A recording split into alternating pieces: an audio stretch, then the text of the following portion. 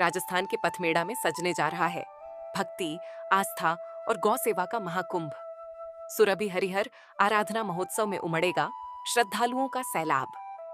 राजस्थान के पथमेड़ा की पावन धरती एक बार फिर भक्ति, श्रद्धा और आध्यात्मिक ऊर्जा से सराबोर होने जा रही है।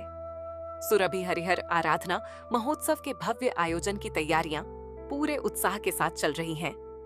ये महोत्सव केवल एक धार्मिक कार्यक्रम नहीं, बल्कि सनातन संस्कृति, गौ सेवा और आध्यात्मिक चेतना का विराट उत्सव बनने जा रहा है।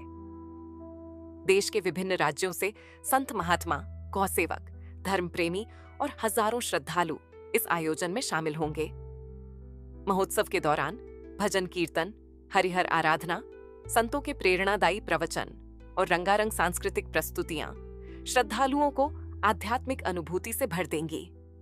गौ सेवा की पवित्र भूमि के रूप में प्रसिद्ध पथमेड़ा इस अवसर पर आस्था के एक विशाल केंद्र में बदल जाएगा। यहाँ आने वाले श्रद्धालुओं को भारतीय संस्कृति, सनातन परंपराओं, सेवा, संस्कार और गौ संरक्षण के महत्व का संदेश भी दिया जाएगा। स्टेट गवर्नमेंट से भी और सेंट्रल गवर्नमेंट से भी, लेकिन कुछ सरकारी बाधाएं होगी उनकी, तो ये अभी तक अमल में नहीं आया है। और बड़े दुर्भाग्य की बात है कि हम जिस सरकार को अपना मतलब हिंदुत्व की सरकार मानते हैं और 12 साल हो गए, उसमें अभी तक विचार नहीं किया गया। ये विचार नहीं है और आप पत्रकार लोगों का भी काम है कि इसको जोर से उठाएं ताकि सरकार तक संदेशा पहुंचे और इसमें जल्दी से जल्दी अमल में लाया जाए। निवेदन है कि हर घर से आप अकेले भी वहाँ पहुँच गए ना, पूरे घर का कल्याण कर दोगे। जो भी भाई साहब ने बताया कि भगवान कृष्ण और भगवान द्वारकाधीश सारे देवता वहाँ हैं। अगर नंदगांव में खाली घूम भी गए ना तो भी पूरा घर को तार दोगे। इसलिए समय निकाल के हम सोच भी रहे हैं, आपसे वापस बताएंगे भी, अगर व्यवस्था सही हो गई तो यहाँ से बस की व्यवस्था कर रहे हैं, तो बस लेके वहाँ से जाएंगे। बस ऐसे तो 100% होगी, यहाँ का भी हम रहेगा तो आपको बताएंगे।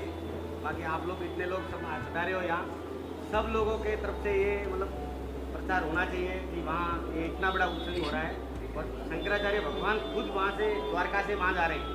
वो क्लियर कट मैसेज देना चाह रहे हैं कि भाई गाय माता की सेवा करो तो ही तरे जाओगे। बाकी सब सही है, लेकिन गाय ही सर्वोपरि है। देश को खुश करना है तो गाय को खुश करना है। दत्त संगामी महाराज को देखा है, सुना है, समझा है, जिनके चिर परिचित हुआ है। मैं आपको दावे के साथ कह सकता हूँ कि वे कलयुग के कृष्ण भगवान है। फिर कलयुग में कृष्ण का अवतार है। दूसरा जो चातुर्मास है उसका जो महत्व होता है, जो चातुर्मास है उसके अंदर में हमारे में कहावत है कि रमता साधु और बहता पानी दोनों शुद्ध रहते हैं। साधु भी जो रहता है 12 महीने किसी एक जगह पर रह जाए तो उसका मन वहाँ पर लग जाता है, और उसी तरह पानी भी जैसे बहता है तो वो निर्मल शुद्ध रहता है। तो साधु जब ये बरसात की सीजन आती है, चतुर्मास आता है, उस समय में 4 महीने के लिए, जब ये ट्रांसपोर्ट की सुविधाएं नहीं थी, तब 4 महीने के लिए एक जगह पर वो बैठते थे। ऐसा अभी ट्रांसपोर्ट की सुविधा हो गई और हमारे सनातन धर्म के साधुओं ने एक निश्चित करके उस चतुर्मास को 2 मास का कर दिया ऐसा।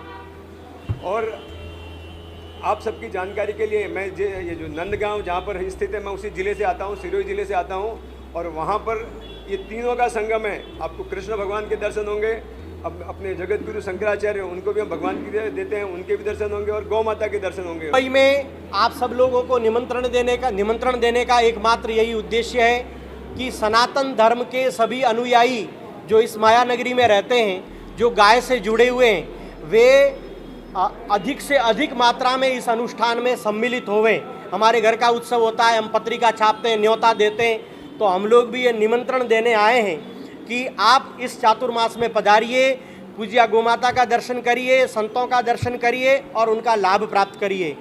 हम लोग गोधाम महातीर्थ पथमेड़ा के प्रतिनिधि मंडल के रूप में राष्ट्रीय कार्यकारिणी के सदस्य इस प्रेस कॉन्फ्रेंस को संबोधित करने के लिए यहाँ चारों उपस्थित हैं। जगतगुरु शंकराचार्य भगवान के साथ में अनेक महापुरुष आने वाले हैं। इस पत्रिका में सबका उद्धरण भी दिया हुआ है।